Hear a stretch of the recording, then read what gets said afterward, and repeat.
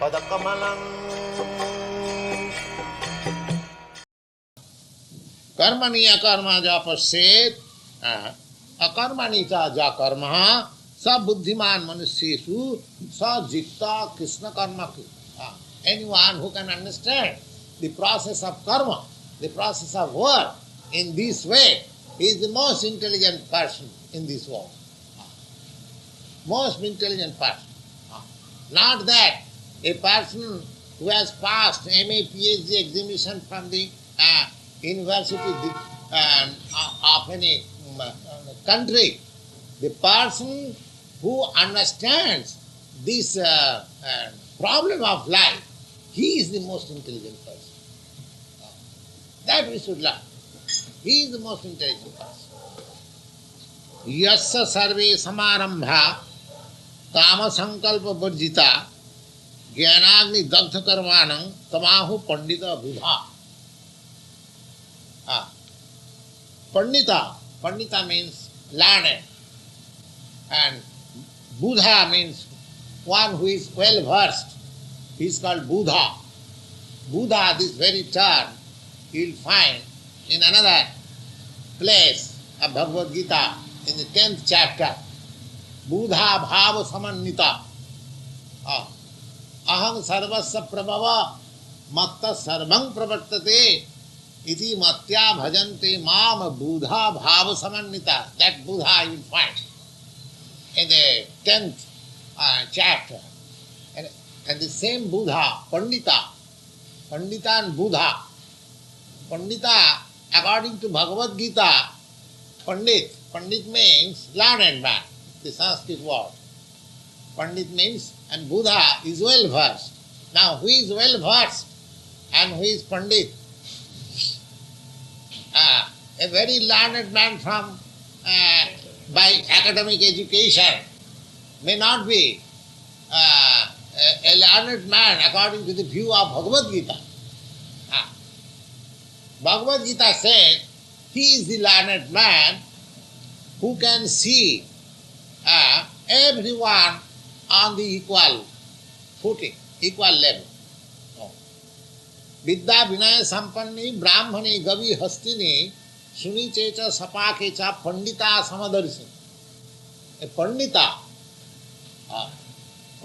can see. Pandit means a learned man can see that here is a learned Brahmin. In India, according to Vedic civilization, a learned Brahmin is considered to be the topmost man in human society. So therefore, he is taking the example that here is a very learned Brahmin, Vidya Vinaya Sampanni Brahmani. Not only he is Brahmin, but he is very gentle. Vidya means, what is the result of Vidya? Education means one becomes gentleman. That is the result of Vidya. If one is not a gentleman, then his learning is not accepted according to the Vedic literature. So Paṇḍita means that one he is learned and gentle. So another Paṇḍit says, Vidya Vinaya Sampanni, a Brahmin, learned and gentle. Vidya Vinaya Sampanni Brahmani Govi, and a cow. Vidya Vinaya Sampanni Govi and an elephant. And sapake cha sunichecha. Sapake means there is a class of men who eats dog. They are counted amongst the lower class in India. Sapake cha sunicha. Sunicha means dog. The dog also not taken very good animal in the society. But a Paṇḍita, either a dog, either a cow, either an elephant, either a dog eater, or a learned Brahmin, he sees all of them on the same level. That is Paṇḍita. Why he sees on the same level? Do you mean to say that a learned Brahmin, a high class Brahmin, he is just like as good as a dog? No. A learned Brahmin is not as good as a dog. But How then the Paṇḍita sees on the equal footing? Because he does not see on the skin, but he sees on the spirit. Therefore he is Paṇḍita.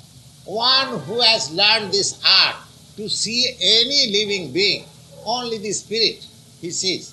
That here is a living being. He is a spiritual spark, he is the spirit soul, but he has got a different covering, body on. Just like in the Bhagavad Gita, it is said that Basam Shijinani, this body is just like our dress. Suppose a very learned man has come in a shabby dress. Do you think that he should be regarded if he is known, of course? Just like our this sannyasi dress, it is not very costly dress. It is the loin cloth, it is very cheap. But sometimes people misunderstand that here is a beggar, and sometimes we are respected. So, simply by dress we should not see any living entity. Whether either he is a dog or he is in the estimation of the society, a lower class man or a very high class man or a cow, but we shall see that here is a spirit soul. Anyone who can understand the spiritual vision of life, he is Paṇḍita. He is Paṇḍita. And according to Chanakya Pandit, Chanakya, he was a great politician, and he says that what is the standard of education? Standard of education. Now, he has given very nice 3 words. 3 words for standard of education. Who is perfect in education? He says, Mātrivat paradareshu paradrabbeshu losavat atmavat sarvabhuteshu ja pashyati sa Paṇḍita. Paṇḍita, this Paṇḍita. This Paṇḍita, explanation of Paṇḍita. Now, who is a Paṇḍita? Now, Mātrivat paradareshu. He is the learned man who sees all women as his mother, except one's married wife. One should see every woman as his mother. Mātrivat, Matri means mother, Vat means just like. Mātrivat paradareshu, paradareshu means other woman, except one's own wife, married wife. Mātrivat paradareshu paradrabbeshu lostravat. And others' property should be accepted just like refuse garbage in the street. Just like we don't care for all the garbages. Simply, if others' money or others' property is there, sometimes we hanker. We should think, oh, this are nonsense. Just like garbage. Mātrivat paradareshu paradrabbeshu lostravat atmavat sarvabhuteshu. And lostra means that rubbles, just like stone rubbles.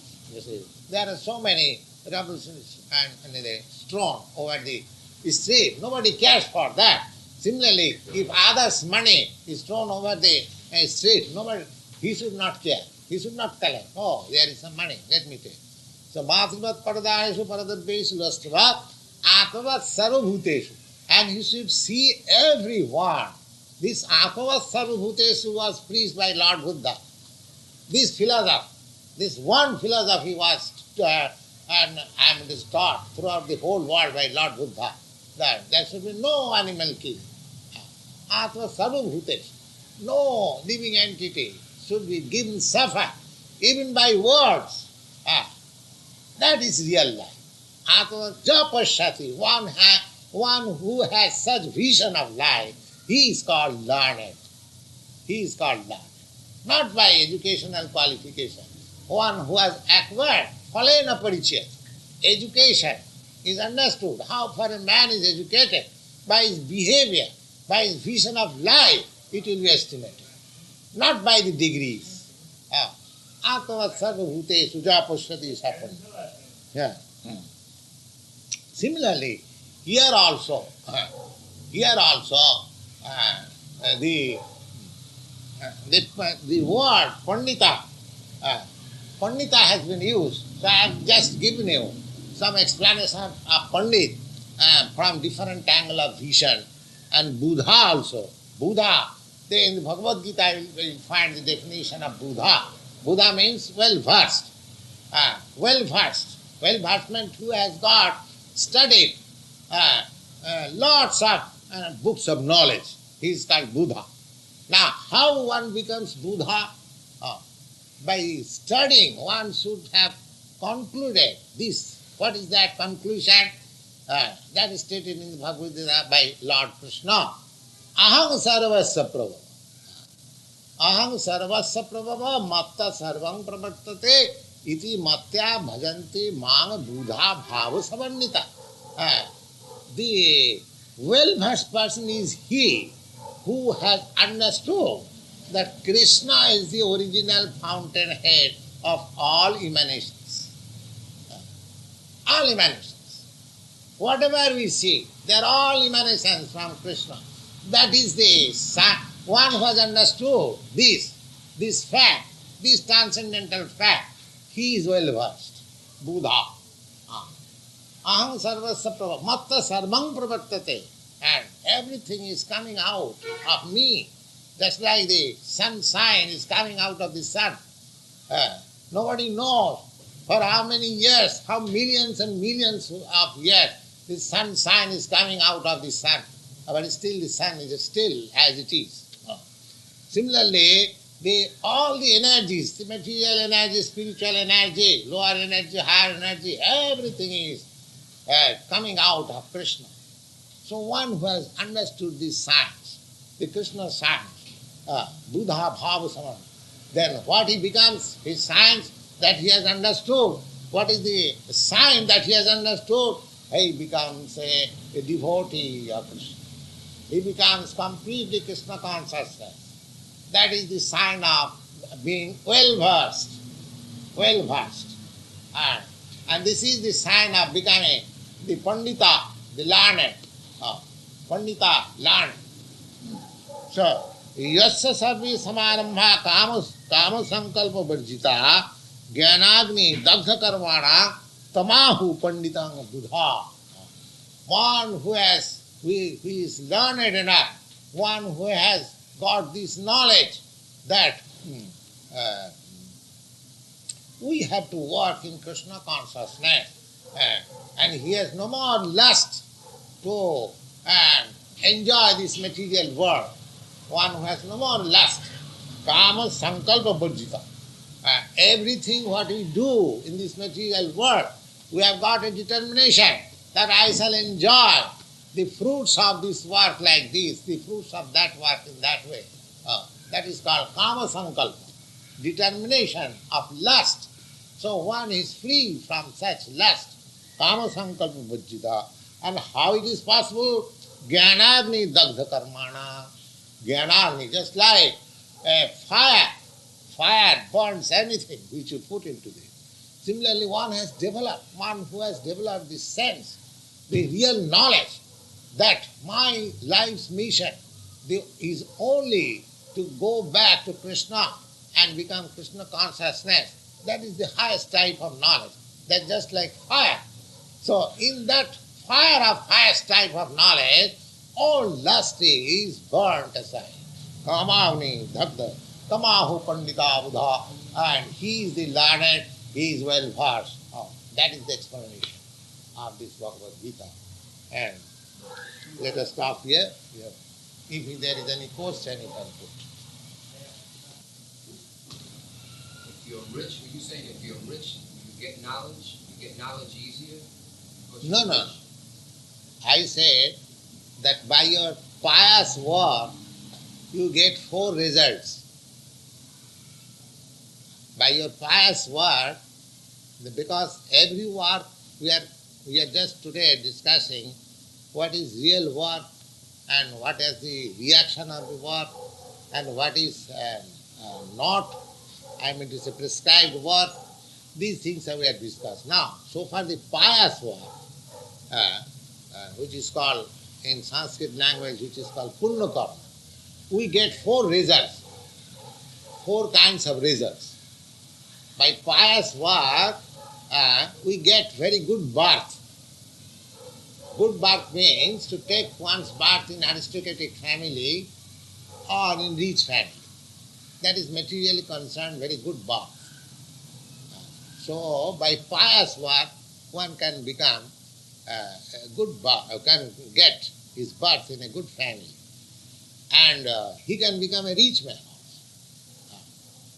also. Just like in this world we see somebody is working very little but is gaining much. Another body is working very hard the whole day, still he is not getting much. Why? Because due to his pious work, he is getting very easily riches. So richness is also a result of pious work. And similarly, one student is becoming very quickly a scholar, another he cannot. So this is also a result of pious work. Similarly, beauty is also due to pious work. I discussed this thing. And what was your point? You get more wisdom quicker, or it's more come by if you have a lot of money? Not necessarily. I don't say that. That is a different thing. But richness is due... I understood what you said before. Yeah. Not necessarily because a man is very rich, therefore he has got a very good brain also. No, not necessarily. Neither good brain can produce richness. Even there is one man, is very intelligent man, but in the field of activities, he remains a poor man. So neither intelligence is the cause of richness, nor richness is the cause of intelligence. These are two different things. But if one is pious, he is, as reaction of his pious act, he becomes rich, he becomes wealthy, he becomes beautiful, he becomes learned. These things are stated in the scriptures. Janma Ishadya Sutasya. Janma Ishadya, four things. Janma Ishadya Sutasya. Janma means birth, Aishadya means richness, and Sutta means education. Is that point clear? Yes, we got to hear it all the time. Is that point clear? Please, here, stop. Don't talk. We are talking seriously, don't disturb.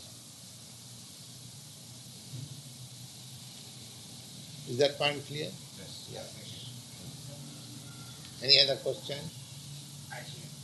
If one is really pious, why should he care about materialistic things such as beauty and knowledge? If one is pious, why he should? Why should he care about things like beauty and knowledge? Oh. No, I don't. So war is not always impious. Do you understand?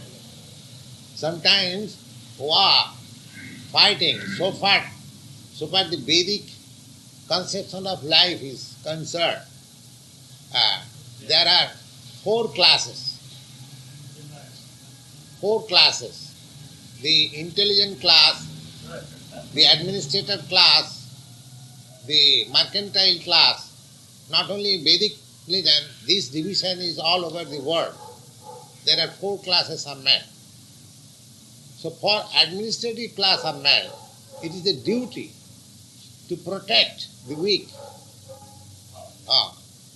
Sometimes law and order requires violence. That's why the government maintains military, police force, because sometimes they are required. So when government employs some police force and military force, that does not mean impious. That is required. Similarly, fighting or violence is not always impious. But a responsible person, he does not take violence unnecessarily. He considers things very nicely, and when there is no other alternative than to use violence, then he is using violence. Hare Krishna